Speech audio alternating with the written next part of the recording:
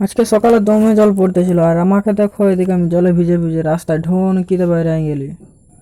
আর এদিকে হিরককে দেখো রাস্তায় ছাতা ধরে মাছ ধরতেছিল, আর এত জল পড়েছে যে রাস্তাগুলো জলে ভরে গেছে। আর এই পিক আপ ভ্যানটা এক গাদা বয়লা মুরগি নিয়ে জলে জলে যাতেছিল, একটা মুরগি দিলে ভালোই হতো। আমি বেরাস করে করে মেন রোডের দিকে চলে গেলি হেঁটে হেঁটে। কিন্তু কাকিমার দোকানে আজকে একটাই কাস্টমার ছিল। আর শালতলার মধ্যে দু ডাম্পার সকালে বালি ঢালে দিয়ে চলে গেছে, আর ওইখানটা জলে ভরে গেছে, পুরো কাদা হয়ে গেছে। আর এদিকে শ্যামলদা ঘরে দেখো পুরো সকালে সত্যেন্দ্র ছাতুর অ্যাড দিয়ে দিয়েছে। মিন্টুদা সকালে ঢুনকিতে বাইরে ছিল, আর আমাকে ভিডিও দেখে কিনে দাঁড়ায় গেছে। আর ইয়ারা মনে হয় চলে চলো শ্বশুর ঘর যাতে ছিল, যারা শ্বশুর ঘর গেছে চলে চলো তারাই বুঝে কত মজা চলে গেল শ্বশুর ঘর যাওয়ার। আর এইদিকে দাদুকে দেখো সকালে বেরিয়ে গেছে বাজার করতে ব্যাগ নিয়ে। আর ই বাজার করে নিয়ে ঘুরে চলে এলো বাজার থেকে। পাপু কাকু সকালে মাংস আনতে যাতে ছিল মাংস দোকান, কিন্তু মাংস দোকানই এখনো খুলে নাই।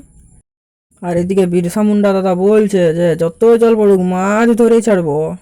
আর এই টোটোওয়ালা তো মনে হয় সকালে এক গাদা ভাড়া পেয়ে গেছে, আর দমে ভাড়া চালাচ্ছে সকালে ধরে। আর কাকিমাকে দেখো সকালে এই মাংস খিচুড়ি করার জন্য চলে গেল চালটা ধুতে। কিন্তু এই লোকটাকে তো চিনতে নাই পাচ্ছি, কে বটে এটা? তিরপলটাকে পুরো পিছানে নাই, মানে ওই পিটিয়ে নিয়ে করে চলে যাচ্ছে। পাক্কা এটা নির্মল কাকু ছাড়া আর কেউ লয়। আর ভাইজির জন্য চলে গেল পিসিও খিচুড়ি আনতে, খিচুড়ি স্কুলকে। আর এত জল পড়েছে যে আমাদের রাস্তাটা যা কাদা হয়েছে, সরকার ওদিকে তাকাচ্ছে না একবার যে রাস্তাটা ঠিক করে দিই।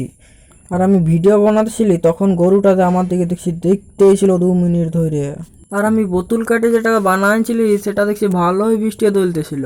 বাহ, আলতি গাছগুলো তো ভালোই দেখাচ্ছে, বৃষ্টি এত সুন্দর দেখায় বলে আমি জানতেই নাই আগে। বন্ধুরা টাটা বাই বাই, আরো দেখা হবে।